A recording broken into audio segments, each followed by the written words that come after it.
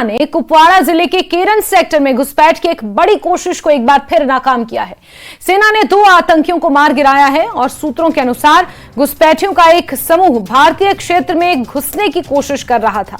घुसपैठ कर रहे आतंकवादियों को सुरक्षा बलों ने चुनौती दी।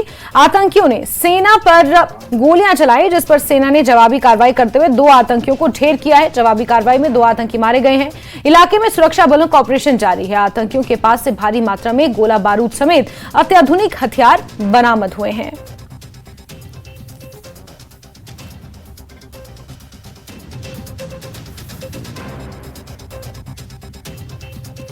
उधर डोडा जिले के जंगलों में सुरक्षा बलों का सर्च ऑपरेशन जारी है। हालिया आतंकी हमलों के बाद आतंकियों की तलाश के लिए बड़े पैमाने पर ऑपरेशन चलाया जा रहा है। इसी बीच बुधवार और गुरुवार की रात आतंकियों ने एक बार फिर सुरक्षा बलों पर हमला कर दिया है। यह हमला डोडा जिले के कास्तीगढ़ बाटा जड़ान स्कूल के पास हुआ, जहां कुछ जवान मौजूद थे। इसी दौरान आतंकियों ने उन पर हमला कर दिया। इस हमले में 2 जवान जख्मी हुए हैं। सेना ने भी आतंकियों के खिलाफ जवाबी कार्रवाई की। आतंकी वहां से भाग निकले और घायल जवानों को पहले जीएमसी डोडा और फिर आर्मी अस्पताल इलाज के लिए भेजा गया। इस हमले के बाद सेना ने पूरे इलाके को घेर लिया है, सर्च ऑपरेशन शुरू कर दिया है। इस बीच इलाके में बारिश और कोहरे के कारण सुरक्षा बलों को ऑपरेशन में कुछ कठिनाइयों का सामना जरूर करना पड़ रहा है। डीआईजी डोडा रेंज, एसएसपी डोडा, एसपी ऑपरेशन और सेना के अधिकारियों ने मुठभेड़ स्थल का दौरा किया और स्थिति की समीक्षा की। वहीं डोडा जिले के देसलाल दरमन फॉरेस्ट रेंज के ऊपरी इलाके में भी सर्च ऑपरेशन बड़े पैमाने पर जारी है। आतंकियों ने सोमवार को सेना पर हमला कर एक अधिकारी समेत 4 जवान इसमें शहीद हो गए थे। मुठभेड़ हुई थी जिसमें ये शहीद हो गए थे। उधर डोडा में देसा बाटा इलाके के करनाल और अखावन जंगलों में हाल ही में हुई गोलीबारी के बाद सर्च ऑपरेशन को तेज कर दिया गया है। वहीं सूत्रों के मुताबिक जो जानकारी मिल रही है उसमें डोडा रेंज में करीब 10 विदेशी आतंकी मौजूद हैं। उन्हें खत्म करने की कोशिश जारी है।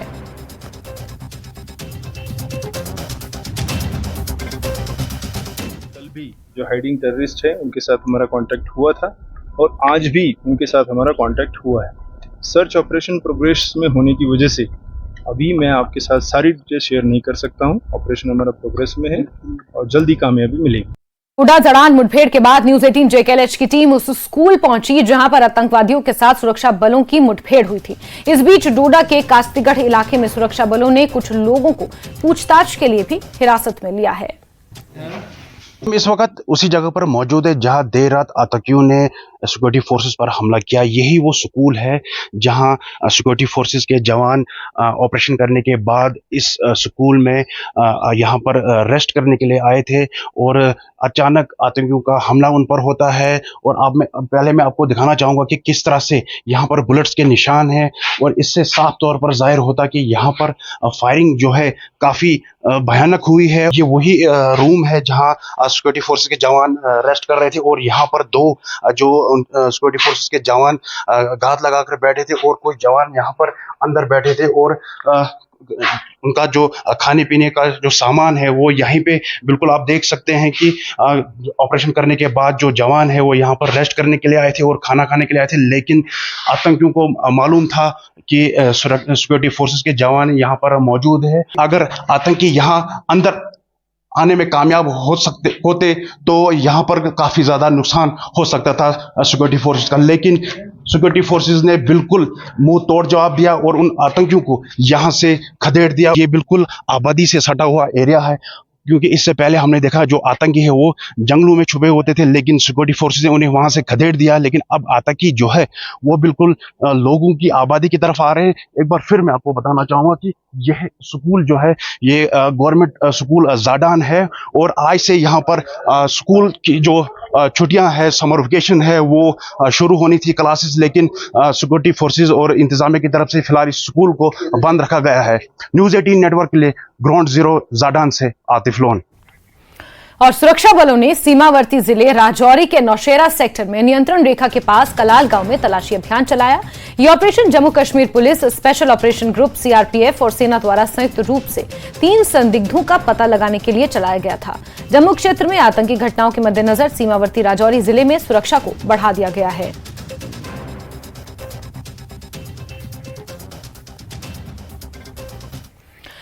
और स्थानीय निवासी शौकत अली की निशानदेही पर सुरक्षा बलों के द्वारा कई इलाकों में छापेमारी की गई है। शौकत पर आतंकियों को खाना खिलाने और 3 दिन घर में ठहराने का आरोप है। शौकत अली को हाल ही में गिरफ्तार किया गया था और उसके खिलाफ गंडोह पुलिस स्टेशन में एफआईआर भी दर्ज कर ली गई है। जम्मू कश्मीर पुलिस गंडोह के पास से कई ऐसी चीजें बरामद हुई हैं जिनका खुलासा पुलिस और एजेंसियां अभी नहीं कर सकती। जो शौकत अली के फोन से कई ऐसी चीजें मिली हैं जो बेहद संवेदनशील हैं।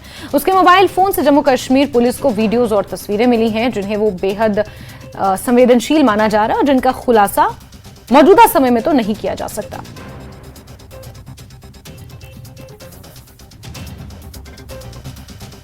तो यही वो शौकत अली है जिसकी एक्सक्लूसिव तस्वीर इस वक्त आप अपने टीवी स्क्रीन पर देख रहे हैं, जिसने आतंकवादियों को 3 दिन तक अपने घर में पनाह दी, उन्हें खाना दिया, अपने जूते दिए, अपना वाईफाई दिया और फिर उसके बाद जब वाईफाई नेटवर्क के सिग्नल्स कैच हुए उसके बाद सुरक्षा बल शौकत अली तक पहुंचे और इससे पूछताछ की गई। शौकत अली के फोन से कई ऐसी संवेदनशील चीजें हाथ लगी हैं जिनसे बड़े खुलासे होने की उम्मीद है और इससे पूछताछ की जा रही है। और शौकत अली की निशानदेही पर ही कुछ और लोगों को भी पूछताछ के लिए डिटेन किया गया है।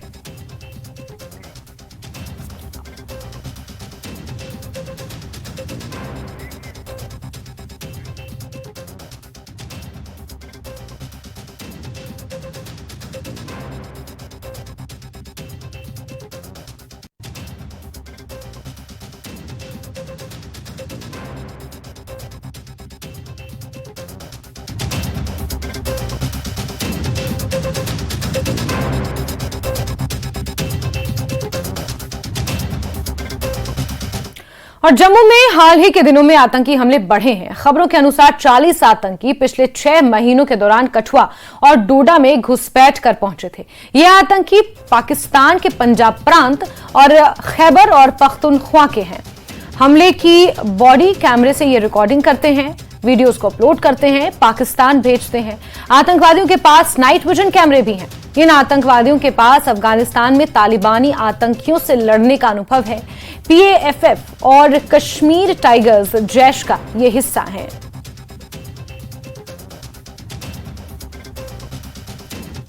देसा डोडा के इलाके में फौज पर अटैक हुआ जिसमें हमारे 5 जवान शहीद हुए और उसके बाद कल रात को इन्होंने कास्तीगढ़ में फिर कोशिश की है अटैक करने की। तो ये जो हालात बने हैं पूरे पीर परचाल रेंज में, चाहे डोडा हो, उधमपुर हो, रियासी हो, रजौरी पुंछ हो या कठुआ हो, ये सारे जो हालात हैं ये रिपोर्ट्स के मुताबिक ये टेररिस्ट ज़्यादातर पंजाब और पख्तूनख्वा इलाका जो पाकिस्तान का है वहाँ के रहने वाले हैं। बैटल हार्डन्ड हैं, अफ़गानिस्तान में जंगल वारफेयर और माउंटेन वारफेयर में ट्रेंड हैं और इनको आधुनिक हथियार दिए गए हैं जैसे अमेरिकन कार्बाइन M4 राइफल्स दी हैं और उसके साथ चाइनीज़ जो हमारी बुलेट स्टील कोटेड बुलेट्स हैं आर्मर्ड पियर्सिंग वो मिली हुई हैं। इसके साथ साथ जो नाइट विजन डिवाइस लगा हुआ था, ये दूर से हिट कर सकते हैं स्नाइपर की तरह। तो ये सारा जो कॉम्बिनेशन है बड़ा डेडली सा कॉम्बिनेशन है और रिपोर्ट्स के मुताबिक 50-60 टेररिस्ट अंदर आ चुके हैं और जम्मू रीजन के डिफरेंट इलाकों में ऑपरेट कर रहे हैं। 3-3, 4-4 के ग्रुप में ये ऑपरेट 10-12 ग्रुप्स में ऑपरेट करें। और इसमें मैं समझता हूँ कि सबसे पहले हमें ये देखना चाहिए कि ये LOC या IB किस एरिया से अंदर आए हैं, उस कमज़ोरी को प्लग करना चाहिए ताकि और इन्फिल्ट्रेशन ना हो जाए। क्योंकि अगर इस तरह का और 2-3 ग्रुप आ गए तो आप समझ सकते हैं कितनी हाहाकार मच जाएगी। और एंटी इन्फिल्ट्रेशन ग्रिड को मजबूत करने के लिए जो भी किया जा सकता है वो करना चाहिए। दूसरा, जो अंदर आ चुके हैं इनको जितना जल्दी हो सकता है ऑपरेशन लॉन्च करके एलिमिनेट न्यूट्रलाइज करना चाहिए और जो लोग इनकी मदद कर रहे हैं उनके खिलाफ सख्त कार्रवाई होनी चाहिए। तीसरा स्टेप जो है कि क्या कार्रवाई होगी वो भारत सरकार देखेगी। जहाँ जहाँ इनके लॉन्चिंग पैड हैं या ट्रेनिंग है उस पर वाजिब कार्रवाई भारत सरकार सोच ही रही होगी। तो आप पूर्व डीजीपी एसपी वैद को आप सुन रहे थे, जिन्होंने इस बात का खुलासा किया है कि 40 के आसपास के ये आतंकवादी जो बैटल हार्डन हैं और इन्होंने 6 महीने पहले घुसपैठ की है और आज मौजूदा समय में जम्मू कश्मीर की पीर पंचाल के दक्षिण में जो हालात बने हुए हैं उसके लिए जिम्मेदार हैं। बहरहाल हम आगे बढ़ेंगे खबरों में। और 50 वर्ष से अधिक उम्र के कश्मीरी माइग्रेंट्स ने विशेष पुनर्वास योजनाओं की मांग की है। उनके अनुसार मासिक नकद सहायता उनके परिवार के खर्चों को पूरा करने के लिए काफी नहीं है। कश्मीरी माइग्रेंट्स के एक प्रतिनिधि मंडल ने जम्मू में राहत प्रवासी आयुक्त डॉक्टर अरविंद किरवानी से मुलाकात की और अपनी मांगों को उनके सामने रखा। उन्होंने उम्मीद जताई कि उनकी मांगें पूरी होंगी। डेलीगेशन आज कमिश्नर साहब से मिला, क्योंकि काफी टाइम से ये डिमांड थी ओवरेज रिलीफ होल्डर्स की एनहांसमेंट ऑफ रिलीफ नहीं हो रहा है। आज विजन कश्मीर ने कमिश्नर साहब को 36वां मेमोरेंडम हमने आज तक इस ऑर्गेनाइजेशन में दिया और अभी तक 2018 के बाद कभी एनहांसमेंट नहीं हुआ है जो हमारे को राहत राशि मिलती है। दूसरी बात हमारे समक्ष ये है कि आप जो स्कीम्स निकालते हैं उसमें आप ओवरेज रिलीफ होल्डर हो गया जिनका एज बार 50 से ऊपर है, वो किसी स्कीम में फिगर नहीं है और वो इसी राहत राशि पर निर्भर है। तो उनके लिए अगर आप माइग्रेंट्स के लिए क्वार्टर्स बनाते हैं, कुछ स्कीम्स निकालते हैं, पीएम मुमकिन स्कीम निकालते हैं, मगर इस ओवरेज रिलीफ होल्डर के लिए आपने क्यों नहीं कोई स्कीम आज तक बनाई है। हमने ये बातें आज कमिश्नर साहब के समक्ष रखा। कमिश्नर साहब ने ये बात सुनी और आगे की कार्रवाई क्या होगी। यहाँ एक छोटा आलू और प्याज सबसे गरीब की सब्जी मानी जाती थी, वो आज 50 रुपए किलो है और 3250 रुपए में ये ओवरेज रिलीफ होल्डर गुजारा कैसे करेगा। बिजली का बिल है, पानी का है, बाकी घर की चीजें हैं, वो कैसे होगी। तो ये आज तात्पर्य था हमारे मिलने का। 35 साल में ये ओवरेज रिलीफ होल्डर्स सारे पढ़े लिखे हैं, ग्रेजुएट, पोस्ट ग्रेजुएट्स है और इसी राहत राशि पर निर्भर है और ये बहुत दुख की बात है और बहुत शर्म की बात है। 2018 से आज तक इस राहत राशि में बढ़ोतरी नहीं हुई है, कोई स्कीम इम्प्लीमेंट नहीं हुई है। इस ओवरेज रिलीफ होल्डर के लिए कोई स्कीम ही नहीं बनाई है सरकार ने। और खबरों का सिलसिला यूं ही जारी रहेगा। रुकते हैं एक छोटे से ब्रेक के लिए।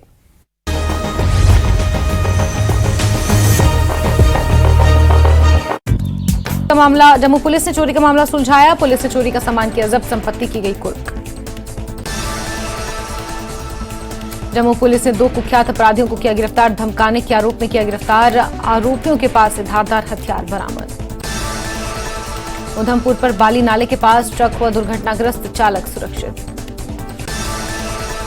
पुलवामा के झेलम नदी में मिला युवक का शव की पहचान आबिद मंजूर नाम से हुई। एनडीआरएफ की टीम ने शव को किया बरामद। उधमपुर में एएलएच के त्वरित कार्रवाई से गंभीर रूप से घायल सैनिक की बची जान। चुनौतीपूर्ण मौसम के बावजूद निकासी रही सफल, टीम को बहादुरी के लिए दी गई बधाई। पुंछ के दिगवार तेंडवा के ग्राम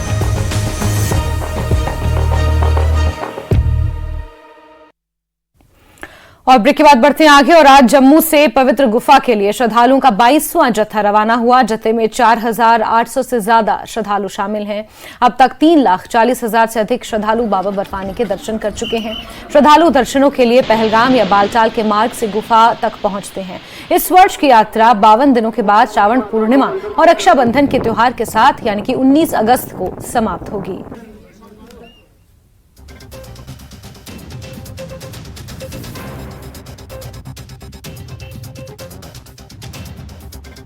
पहली बार यहाँ पर आया हूँ और मुझे आने के पहले बहुत सोचना पड़ता था कि कितनी कठिन परेशानियां हैं, कितनी दिक्कतें होगी, बहुत सारे प्रश्न थे।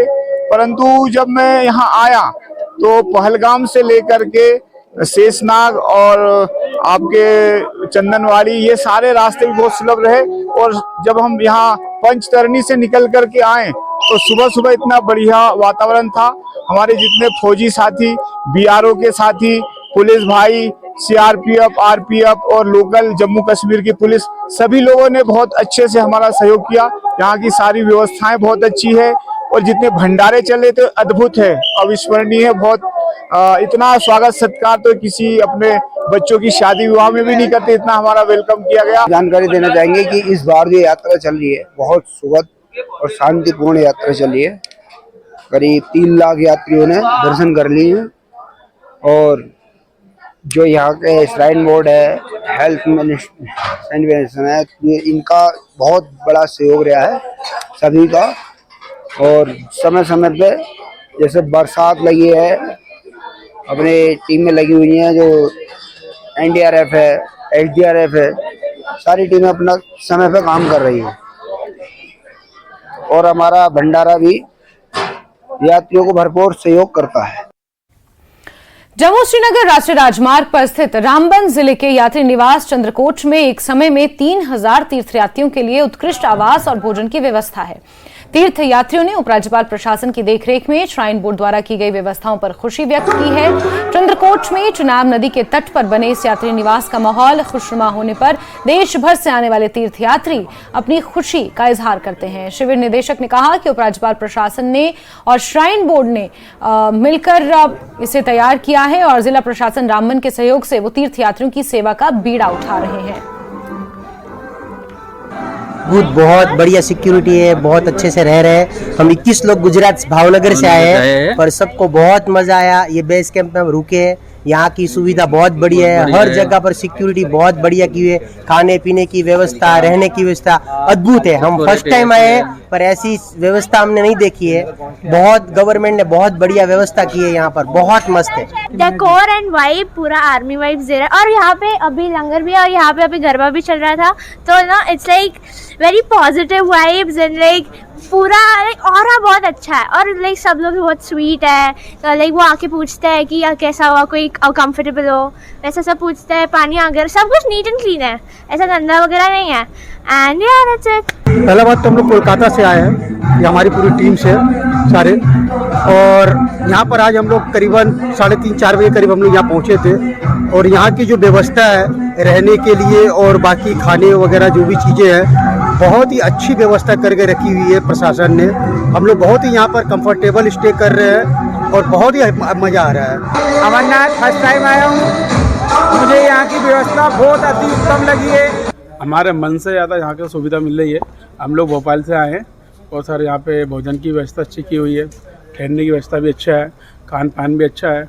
और सर ऐसा है कि हमारी उत्साह इतना हुआ है कि हमको हर साल आने की खुशी हो गई है। देखेंगे सैनिटेशन, वॉशरूम की फैसिलिटी वी हैव अराउंड 290 और वॉशरूम्स एंड 392 टॉयलेट्स, जिसके साथ 10 हमारे मोबाइल टॉयलेट्स हैं।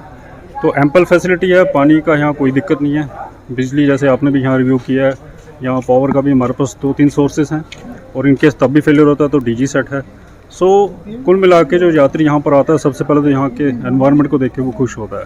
अमरनाथ यात्रा 2024 के लिए जिला रामबन में यात्री निवास चंद्रकोट में यात्रियों को ठहराने के जो इंतज़ाम है, यहाँ पर खुशनुमा माहौल में यात्री जो है वो यहाँ रुक रहे हैं। हर दिन तकरीबन 500 से 1000 के करीब यात्री जो है वो इस यात्रा जो निवास में है यहाँ रुकते हैं। और यहाँ पर इंतज़ामिया की जानिब से जो उनके लिए इक़दाम किए गए हैं और जहाँ रहने खाने पीने का जो इंतज़ाम है, उस पर यात्रियों ने काफ़ी खुशी का इजहार किया। उनका यही कहना था कि वो दर्शन के लिए जा रहे हैं, लेकिन रास्ते में जितने भी पड़ाव उन्हें आ रहे हैं उसमें जिला रामबन का यात्री निवास चंद्रकोट जो अव्वल नंबर पर है, क्योंकि यहाँ पर माहौल ऐसा है कि खुशनुमा माहौल में यहाँ पर यात्रियों की सेवा होती है। न्यूज़ 18 जम्मू कश्मीर लद्दाख हिमाचल के लिए चंद्रकोट से बिलाल बाली। खबर बारामूला से, जहां के वागोरा इलाके में एक अहम पुल के पूरा होने में हो रही देरी के कारण बड़ी संख्या में लोगों को दिक्कतों का सामना करना पड़ रहा है। शिरखवाड़ा में पतूखा आगे बढ़ो सड़क पर नाला नंगली पर मौजूद स्टील ब्रिज काफी पुराना हो चुका है। जर्जर पुल के कारण मानव जीवन खतरे में पड़ गया है। इस पुल के महत्व और यातायात की भीड़ को देखते हुए सरकार ने 2018 में नंगली नाले में इस पुराने पुल के समांतर एक डबल लेन स्टील ट्रस्ट पुल का निर्माण शुरू किया, लेकिन अज्ञात कारणों से विभाग द्वारा निर्माण कार्य रोक दिया गया। ये विश्व बैंक द्वारा वित्त पोषित परियोजना थी, यानी कि इसे फंडेड वर्ल्ड बैंक ने किया था, जिसकी अनुमति की जो कॉस्ट थी वो लगभग 8 करोड़ थी। इस पुल के निर्माण कार्य की मंजूरी Jammu Kashmir project construction corporation JKPCC को दी गई थी, लेकिन इस पुल के पूरा होने में देरी के कारण JKPCC का लोक निर्माण विभाग में विलय होने की बात कही जा रही है। देरी के कारण जो भी हो, करीब 30 गांव के लोग बुरी तरह प्रभावित हैं। न्यूज 18 से बात करते हुए PWD विभाग के संबंधित अधिकारियों ने कहा कि JKPCC का R&B विभाग विलय के कारण इस प्रोजेक्ट को पूरा होने में देरी हो रही है। उन्होंने आश्वासन दिया है कि पुल का बचा हुआ काम जल्द पूरा कर लिया जाएगा। रोड जा रहा है, ये गुलमर्ग के लिए ज़्यादातर इस्तेमाल होता है और आजकल के टाइम पे जब टूरिज्म का फ्लो रहता है और टूरिज्म को छोड़ के भी मेरे ख्याल में इस रोड का जो फ्लो है ना, दबाव रहता है, वो हमेशा बड़ा चढ़ा कर रहता है। और जहाँ तक इस पुल की बात है, तकरीबन 6 साल से इसी तरह से, एक साल आते हैं तो 2 वेल्डिंग हो गई, दूसरे साल आते हैं तो 2 सीमेंट के बैग बिछाए गए। तब से लेकर अभी तक आप देख सकते हैं पुल की हालत, वहाँ से ट्रैफिक का आना, बच्चों का आना, ये बस जा रही है, एक बाइक वाले को भी पार वाले रोड पे वेट करना है। तो आपके माध्यम से हम कहना चाहते हैं, प्लीज़ अगर कुछ हो सके तो ये पुल जो है, इस ट्रैफिक के दबाव को समझ कर आप प्लीज़ इस पुल पे काम करें। वुचान ये गाड़ी योर अपार रुकन योर गाड़ी व्यापार गाड़ी पार गया दिक्कत गसा कदल लोगमुत बनान बड़ शुक्र गुजार यमो लग कदलस मगर 5-6 वरी गई चूंकि कंप्लीट गसा कहें दिक्कत गसा तुम दी योकुन क्या वो हर गाड़ी पे पे अमन प्रारुन योर पे यतुन प्रारुन इस खास बड़ दिक्कत कर। जहाँ एक तरफ हुकूमत तामीर तरक्की के दावे कर रही है, वहीं दूसरी जानिब अगर हम देखेंगे, आप देख रहे हैं हमारे पीछे जो पुल है ये वागूरा के मकाम पे है। वागूरा और पुतुखा के मकाम इस सड़क को मिलाता है आपस में। काफ़ी देर से ये पुल ज़ेर तामीर है, लेकिन अभी तक इसको मुकम्मल नहीं किया गया। आप देख रहे हैं कि ये जो अनसेफ ब्रिज है, यहाँ पे एक लोहे का बना हुआ है अनसेफ ब्रिज, यहाँ पे काफ़ी ट्रैफिक जैमिंग होती है और लोगों को काफ़ी मुश्किलात का सामना करना। 2018 में इसका काम शुरू हो गया है, मगर आप देख सकते हैं कि ऐसे ही पड़ा हुआ है। लोग चाहते हैं कि इस पुल की तामीर को जल्द से जल्द मुकम्मल किया जाए ताकि जो दर्जनों देहात हैं इस पुल से कनेक्ट होते हैं उनको राहत की सांस नसीब हो। न्यूज़ 18 जम्मू कश्मीर के लिए बारामूला से मैं सज्जाद हुसैन। जिला अस्पताल शोपियां को हाल ही में आधुनिक चिकित्सा तकनीक से सुसज्जित किया गया है। इसमें CT scan, ultrasound, digital X-ray सुविधाएं शामिल हैं। पहले निवासियों को श्रीनगर की यात्रा करनी पड़ती थी और लंबे समय तक इंतजार करना पड़ता था, लेकिन अब अस्पताल में नए सिटी स्कैन प्लांट से स्कैन आसानी से हो जाते हैं। प्रतिदिन 6 से 8 स्कैन किए जा रहे हैं। हालांकि बेहतर सुविधाओं के कारण मरीजों की आमद में कुछ चुनौतियां भी देखने को मिल रही है, क्योंकि मरीजों की संख्या बढ़ गई है और कुछ बाह्य रोगी विभाग को भीड़भाड़ का सामना करना पड़ रहा है। डॉक्टरों और टेक्नीशियंस पर काम का बोझ बढ़ गया है। स्थानीय निवासी DH शोपियां में उन्नत बुनियादी ढांचे को स्वीकार करते हैं, लेकिन बढ़ती रोगी मांग को प्रभावी ढंग से प्रतिबंधित करने के लिए जनशक्ति वृद्धि की तत्काल आवश्यकता पर प्रकाश डालते हैं।